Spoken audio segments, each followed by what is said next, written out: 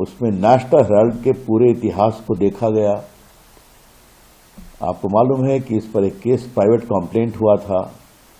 बंद होने के बाद 90 करोड़ का लोन था उनके ऊपर। तो ये लोन कांग्रेस पार्टी के द्वारा दिया गया था।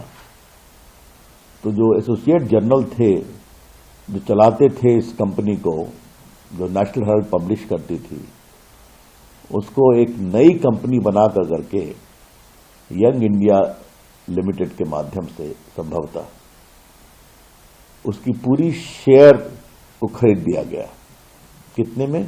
50 लाख में। तो 90 करोड़ रुपए का लोन बाद में माफ कर दिया गया।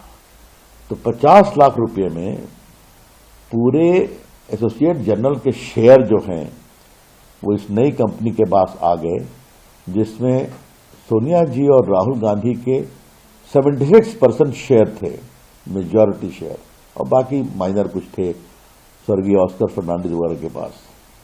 इसका फायदा क्या हुआ उनको? लाभ क्या हुआ कि नेशनल हेराल्ड की जितनी बड़ी बड़ी संपत्तियां हैं जो सरकार के द्वारा जमीन पर बनाई गई हैं, जहां से सैकड़ों करोड़ किराया मिलता है, दिल्ली में बहादुर शाह जफर मार्ग पर, मुंबई में, लखनऊ में, भोपाल में, चंडीगढ़ में, पटना में, ये सभी जमीनें कांग्रेस सरकार ने दी थी, सरकारी जमीन सस्ते भाव पर।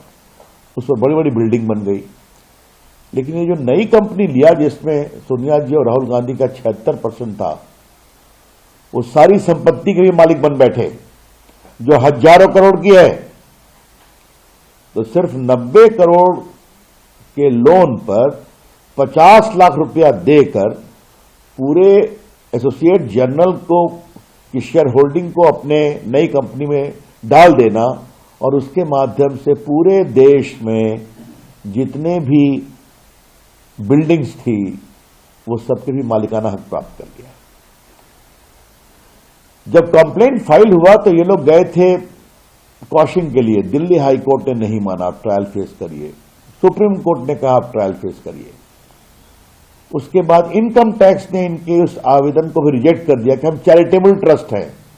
कहा आपने कोई चैरिटी नहीं किया है, ये सीधा संपत्ति हड़पो अभियान है। उसके पश्चात इन्होंने इन्वेस्टिगेट किया और prevention of money laundering act की धारा 66 के अनुसार जब वो निष्कर्ष पर पहुंचते हैं तो फिर वो पुलिस सिस्टम से आग्रह करते हैं आप एफआईआर दायर करिए, जो एफआईआर दायर हुई है दिल्ली पुलिस के क्राइम ब्रांच के द्वारा। तो यही तो कार्रवाई है।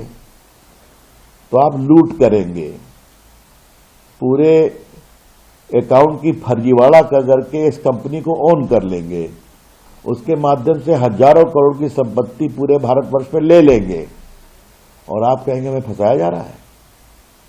तो बिल्कुल सीधा सीधा लूट का मामला है। तो कानून अपना काम कर रहा है तो करने दें, और ये हम लोग के पहले का है। लेकिन उनकी इनकम टैक्स में हार हुई, उनकी दिल्ली हाई कोर्ट में हार हुई, उनकी सुप्रीम कोर्ट में हार हुई। तो फेस करें। और एक बात देश में जानना जरूरी है, जो दिल्ली पुलिस ने एफआईआर फाइल किया है उसमें सोनिया जी और राहुल गांधी के खिलाफ 120B क्रिमिनल कॉन्स्पिरेसी और 420 का भी आरोप लगाया गया है, क्योंकि ये पुराना केस है, इसलिए पुराने पेनल कोड से चलेगा। तो ये सच्चाई है। तो मुझे लगा कांग्रेस पार्टी जो बेबुनियाद झूठे आरोप लगा रही है, उसको हम उसकी बहुत भर्त्सना करते हैं, और उनसे आग्रह करूंगा कि भाषण देने के बजाय जो लूट किया है उसका हिसाब दें। इसलिए मैं विस्तार से बताया ना कि ये नरेंद्र मोदी सरकार के आने के पहले का मामला 2008 से चल रहा है, जब उसका पब्लिकेशन बंद हो गया था। और वो हाई कोर्ट गए, वो सुप्रीम कोर्ट गए, वो इनकम टैक्स गए, सब जगह से उनके सारे दावों को खारिज कर दिया गया। कहा आप ट्रायल फेस करिए। तो ट्रायल की प्रक्रिया चल रही है। तो ईडी ने पूरी जांच करके पाया मनी लॉन्ड्रिंग का केस, तो उसने दिल्ली पुलिस से आग्रह किया धारा 66 के अनुसार केस फाइल करने के लिए। देश को यह जानना जरूरी है कि नेशनल हेराल्ड केस में राहुल गांधी और सोनिया जी 120B क्रिमिनल कॉन्स्पिरेसी और 420 धोखाधड़ी का भी आरोप लगा है।